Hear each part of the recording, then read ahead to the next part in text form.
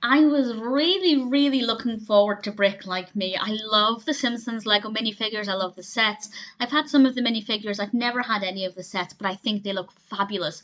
So when I realized that this episode was done in Lego, it's the 20th episode of the 25th season of The Simpsons, I was really hoping it would be great. But to be honest, part of me wouldn't have even minded if the narrative wasn't very good, as long as the animation was fabulous. But I have to say the narrative was pretty decent and the animation is fabulous.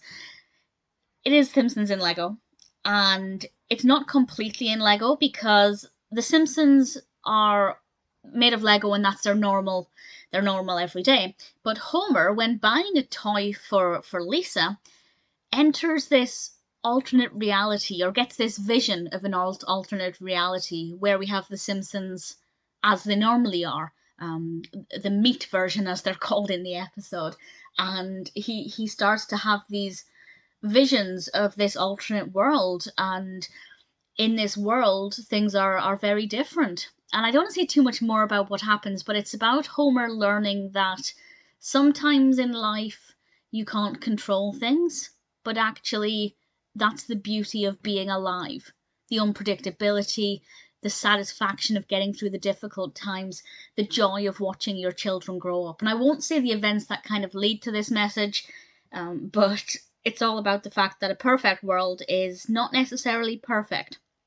And yes, I was watching it thinking, this seems rather like the Lego movie. And then the film does actually, or the episode rather, does actually point out at one point, yeah, the plots are kind of similar.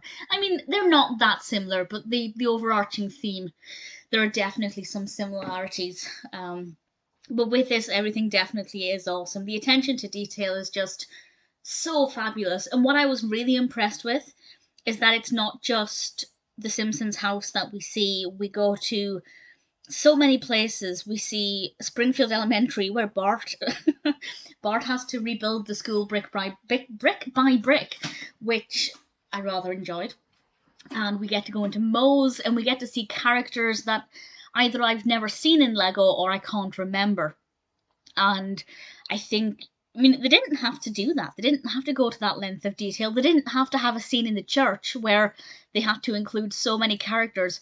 One of my favourites is Grandpa's headpiece. You know, the bit of hair that they stick on top of the Lego head. I just think it's so wonderful, and I just adored every second of this. I thought it was absolutely brilliant. The level of detail is incredible. There will be things I missed. I am certain there will be details in the backgrounds that I didn't pick up on, or little things here and there. Something I love particularly is when we get to see the animated scene and then the Lego scene. For example, in Lisa's bedroom. We see Lisa's bedroom in the classic Simpson style. There's the Bleeding Gums Murphy poster on her wall or photograph, and then we see it in Lego. And the details are all there. It's basically identical, but brick by brick rather than classic animation style. And I love it, and it's so wonderful. And I just think they put so much effort into this, but I imagine they had a tremendous amount of fun as well.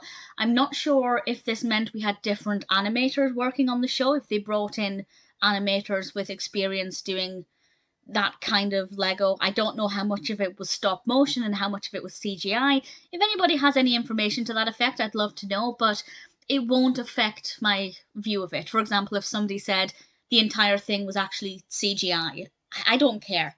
But if they said the whole thing was stop motion, that would be brilliant as well. Um, but I really, really thoroughly enjoyed it. I had such high hopes. There are so many other small things I could mention, but I don't want to because the fun for me was in the detail and just exploring it. Every scene. Obviously, we have scenes with the classic animation style, and they were okay, they were fine, they were necessary to carry the narrative. And actually, there are scenes where they blend. For example, we have Homer with meat hands but a Lego body, and it's great. It's very well done. It's very well edited. As a narrative, it flows well. I enjoyed it. Skinner's Lego figure, I thought looked fabulous. I don't know if he must be a Lego minifigure. I don't know. I've seen it. My favorite, my favorite Lego minifigure from the first wave of Simpsons polybags was Ralph. Ralph was my favorite. So adorable. I really thoroughly enjoyed this, and would really love a feature length Lego Simpsons film. I think that would be fabulous. But this is a close second. I had high hopes and it absolutely delivered.